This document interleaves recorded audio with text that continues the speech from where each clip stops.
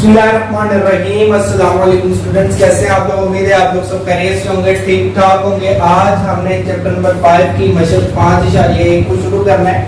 तो chapter number 5 शुरू करने के साथ ही हम इसका थोड़ा सा ओवरव्यू भी ले लेते हैं। ओवरव्यू में क्या है कि ये बेसिकली चैप्टर किस चीज से रिलेटेड है, क्या चीज इसमें डिस्कस की जाएगी। तो 5.1 से पहले जो जो चीजें अहम है पहले वो देख लेते हैं। तो 5.1 शुरू करने से पहले हमारे पास इस एक्सरसाइज से रिलेटेड कुछ चीजें हैं जिनमें टैक्स है, बराह रास्त टैक्स है, बिलवास्ता टैक्स है, सेल्स टैक्स है, एक्साइज ड्यूटी है। तो बेसिकली टैक्स क्या होता है? तो हम जिस हुकूमत में रह रहे हैं वहां पर बहुत सारे टैक्स हैं, हर चीज पर कोई ना कोई टैक्स होता है। तो बेसिकली टैक्स क्या है? हुकूमत जो तालीम के अखराजात हैं या हुकूमत जो हॉस्पिटलिटी कर रही है, लोगों को हॉस्पिटल्स बनवा के दे रही है, तो उन तमाम के तमाम अखराजात और बहुत सारे हुकूमत के पास ऐसी चीजें होती हैं जो फ्री सर्विसेज प्रोवाइड कर रही हैं। तो उन सर्विसेज के जो अखराजात हैं वो कैसे पूरे करते हैं? वो टैक्स लगाकर पूरा किया जाता है। तो बेसिकली टैक्स क्या है? जो हुकूमत हमसे एक्स्ट्रा फंड लेती है, हमसे हर चीज पर थोड़ा बहुत जो इजाफी पैसे देती है उसको टैक्स कहते हैं। तो इसमें हमारे पास दो तरह की टर्म्स हैं, एक है बराह रास्त टैक्स और एक है बिलवास्ता टैक्स। बराह रास्त टैक्स कौन सा? ऐसा टैक्स जो हमने अदा करना ही करना है, यानी उसके बगैर हमें कोई चीज मिल नहीं सकती। फॉर एग्जाम्पल जैसे हमने कोई प्रॉपर्टी खरीदनी है, जायदाद खरीदनी है, तो उस पर हमें पहले टैक्स देना होगा, तो फिर ही हमारे जो है वो बाकी सारे मामला होंगे और हमें वो प्रॉपर्टी या जमीन जो है वो मिलेगी। और नेक्स्ट है बिलवास्ता टैक्स। बिलवास्ता टैक्स का मतलब ये है कि आपने कोई प्रोडक्शन की है, कोई फैक्ट्री लगाई, मशीन लगाई, उसमें आप एक्साइज ड्यूटी ऐड करते हैं, उसमें आप जो है वो छोटे मोटे जो है वो अखराजात ऐड करते हैं, तो वो बिलवास्ता टैक्स है। हुकूमत के भी पैसे उसमें आ जाते हैं और जो उनके बंदों के वर्कर्स के जो अखराजात हैं वो भी इसी से पूरा कर लेते हैं। ये हमारे पास क्या बिलवास्ता टैक्स है। Sales tax. सेल्स टैक्स क्या होता है? बेसिकली जब दुकानदार कोई अशिया फरोख्त करते हैं तो हुकूमत की तरफ से वो कुछ टैक्स की भी इजाफी पैसे ग्राहक से वसूल करते हैं, उसको जो है वो हम क्या कहते हैं? Sales tax. General sales tax भी होता है, यानी अशिया के ऊपर 16% के हिसाब से पाकिस्तान में जो टैक्स वसूल किया जाता है। तो सेल्स टैक्स हमारे पास क्या होता है? अशिया जब दुकानदार फरोख्त कर रहा होता है तो फरोख्त करने के दौरान जो हुकूमत की तरफ से आयद करदा टैक्स है उसके भी पैसे साथ ही वसूल करता है, और इसके साथ छोटे छोटे जो और टैक्सेस होते हैं उनको कहते हैं सेल्स टैक्स। एक्साइज ड्यूटी हमारे पास क्या है? एक्साइज ड्यूटी का मतलब ये है कि दुकानदार से अशिया खरीदने के वक्त जो टैक्स कस्टमर या ग्राहक अदा करते हैं उसको एक्साइज ड्यूटी कहते हैं। तो इस तरह से ये कुछ टर्म्स थी। इसके अलावा हमारे पास इनकम टैक्स भी होता है। तो इनकम टैक्स बेसिकली क्या है? जो कि 30 जून से यकम जुलाई से 30 जून तक की मध्य में हर साल जो है वो एक टैक्स का जो सिनेरियो होता है उसमें टैक्स लगाती है हुकूमत। तो आमदन पर आपकी टैक्स लगता है, तो उस आमदन में कुछ हुकूमत जो है वो छूट भी दे देती है। तो जो लोग उस आमदन में फॉल करते हैं, हुकूमत से तनख्वाहें ले रहे हैं और तनख्वाहों में उनका एक मखसूस डिजिट है जो उस डिजिट से एक्सीड कर जाता है, यानी जिसकी आमदन उस उतने रुपए से ज्यादा है, उस पर टैक्स आयद किया जाता है और बाकियों पर टैक्स आयद नहीं किया जाता। तो इनकम टैक्स उसे कहते हैं, जो कि 30 जून से लेके यकम जुलाई यानी यकम जुलाई से 30 जून तक टैक्स अदा किया जाता है। अब आते हैं हम मशक 5.1 की तरफ। तो ये इंतहाई आसान एक्सरसाइज है। इसमें हमारे पास क्वेश्चन जो हैं, क्वेश्चन नंबर 1 है हमारे पास, एक बाइसिकल की कीमत 3500 रुपए है। अगर सेल्स टैक्स की शरह 16% हो तो ऐसे 50 बाइसिकलों की कीमत पर सेल्स टैक्स मालूम कीजिए। तो हमारे पास एक साइकिल की कीमत क्या है? 3500 रुपए। गिवन क्या है हमारे पास? बाइसिकल की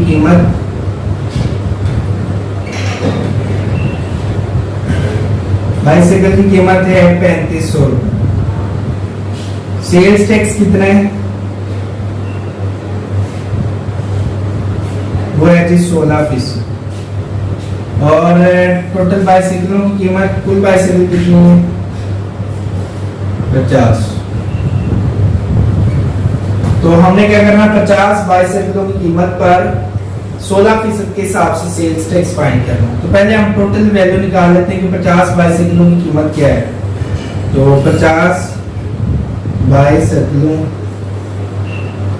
की कीमत, तो 50 बाई सेकंड की कीमत कितनी है? 50 से ज़रब कर दे 3500 को, तो ये हमारे पास आ जाएगा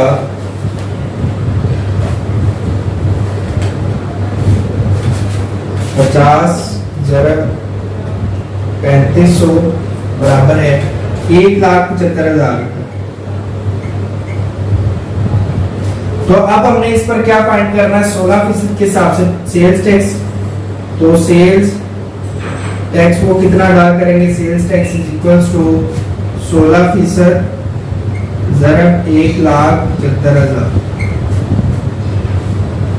1,75,000 को तकसीम करते हैं 100 पर, जो आंसर है उसको ज़रब कर दे 16 से, तो ये हमारे पास आ जाता है 28,000 रुपए।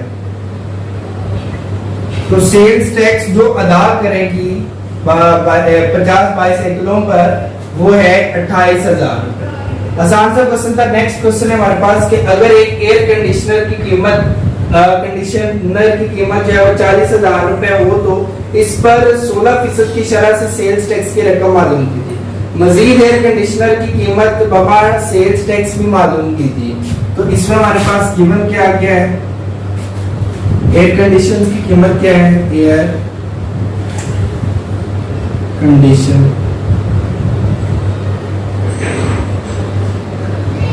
की कीमत बराबर है, एयर कंडीशन की कीमत क्या है जी? 40,000 रुपए, और सेल्स टैक्स कितने हैं? वो है जी 16%। और हमने फाइंड करना है कि जो सेल्स टैक्स समेत उसको कितने पैसे अदा करने पड़ रहे हैं। तो पहले हम सेल्स टैक्स फाइंड कर लेते हैं। सेल्स टैक्स कितने हैं? सेल्स टैक्स बराबर है 16% ज़रब 40,000। 20 से 20 काट के 400 बच गया, 16 चौका 64। ये हमने डायरेक्टली कर दिया। वैसे आपकी कैलकुलेटर पे भी कर सकते हैं। 400 ज़रब 16 उम्मीद यही है जी 64 रुपये आ गए। तो ये सेल्स टैक्स है। अब हम जो है वो बमा सेल्स टैक्स कीमत कितनी होगी? बमा सेल्स टैक्स कुल कीमत क्या है? कुल कीमत तो 40,000 रुपए का एसी है, एयर कंडीशन है, और प्लस 6400 रुपए इसमें ऐड कर दिए, तो ये ऐड कर दे 40,000 का, ये हमारे पास आ गए 46,400 रुपए।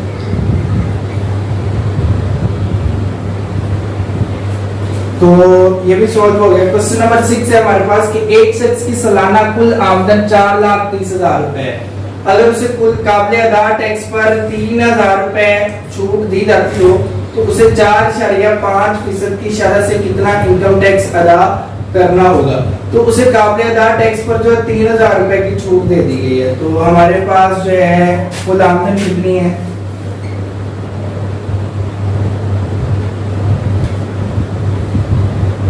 4,30,000 और छूट कितनी है?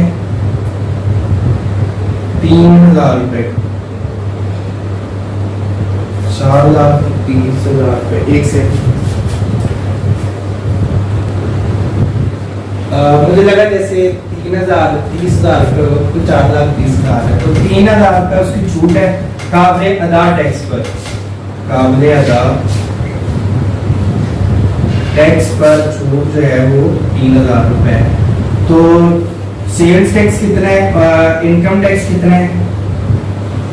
इनकम टैक्स बराबर है 4.5%। अच्छा, तो अब हमारे पास इसको सिंपली सॉल्व करते हैं। तो कुल आमदन कितनी? 4,30,000 रुपए है। तो इनकम टैक्स कितना है? इनकम टैक्स बराबर है 4.5% ज़रब 4,20,000 रुपए।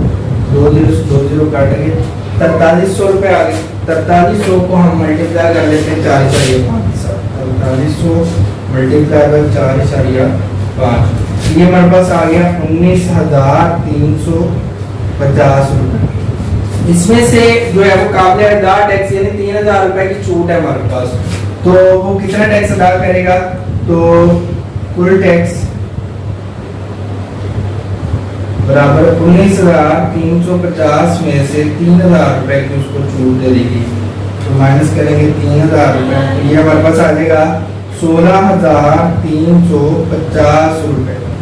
तो इस तरह से जी उसको कुल जो टैक्स अदा करना पड़ेगा उस शख्स को वो है 16,350 रुपए 4,30,000 आमदन पर। आखिरी क्वेश्चन है इस एक्सरसाइज का, चूंकि एएलपी के अकॉर्डिंग चाह रहे हैं तो एएलपी के मुताबिक आखिरी सवाल ये है कि एक शख्स की कुल आमदनी 5,25,000 रुपए है, जबकि छूट की रकम 1,50,000 रुपए है। तो इसमें जरा ज़ेरे गौर बात ये है, इसमें काबिले अदा टैक्स पर 3,000 रुपए छूट है, यानी टैक्स में से 3,000 रुपए की राहत है। इसको जो है वो आमदन में से ही 1,50,000 रुपए की छूट है कि ये आमदनी में से 1,50,000 रुपए माइनस करते, बाकी जितनी आमदनी बचेगी उसकी बकिया आमदनी पर 4 या 5% की शरह से काबिल अदा टैक्स मालूम कीजिए, जबकि 10,000 रुपए की रकम इनकम टैक्स की मद में पहले ही मिनहा कर दी गई है। यानी ये जो हमारे पास काबिल अदा टैक्स आएगा उसमें से हम 10,000 रुपए मजीद माइनस कर देंगे, तो ये भी हमारे पास काबिल अदा टैक्स ही है, काबिले अदा टैक्स। और यहाँ पर हमारे पास क्या क्या गिवन है ये देख लेते हैं। हमारे पास कुल आमदनी है, कुल आमदन बराबर है 5,25,000 और छूट कितनी है, छूट है जी 1,50,000 रुपए और छूट है 1,50,000 रुपए और उसकी बकिया आमदन पर टैक्स कितना है,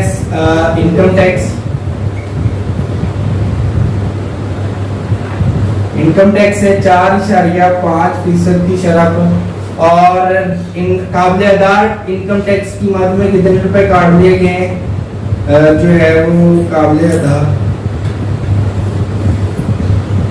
टैक्स की कटौती कितनी है, टैक्स में कटौती कितनी हो चुकी है, वो है 10,000 रुपए। तो अब हमारे पास जो है बकिया आमदन यानी छूट के बाद जो रकम हमारे पास बचेगी वो कितनी है, बकिया आमदन कितनी है, बकिया आमदन बराबर है कुल आमदन माइनस छूट। तो कुल आमदन है हमारे पास 5,25,000 और इसमें से 1,50,000 रुपए की छूट है, तो 5,25,000 रुपए में से 1,50,000 रुपए माइनस कर दें तो बाकी क्या बचता है, 5,25,000 माइनस 1,50,000, तो ये 3,75,000 रुपए आ जाता है, 3,75,000 रुपए। तो इस पे जो है वो इनकम टैक्स कितना है, इनकम टैक्स बराबर है 4.5% ज़रब 3,75,000 रुपए। तो 3,75,000 को ज़रब कर देते हैं 4.5 के साथ, जो आंसर है उसको तकसीम कर देते हैं 100 पर। तो हमारे पास आंसर आ गया जी 16,875 रुपए, 16,875 रुपए। और इसमें से भी 10,000 रुपए की उसको छूट है, 10,000 रुपए की रकम इनकम टैक्स की मद में पहले ही मिना कर दी गई है। तो काबिले अदा टैक्स कितना होगा, काबिले अदा इनकम टैक्स कितना है जी, बराबर है 16,875 में से 10,000 रुपए मजीद माइनस कर देते हैं। तो इसमें से 10,000 माइनस किया तो हमारे पास आ गए 6,875 रुपए। तो ये है जी उसका कुल टैक्स जो उसने अदा करना है।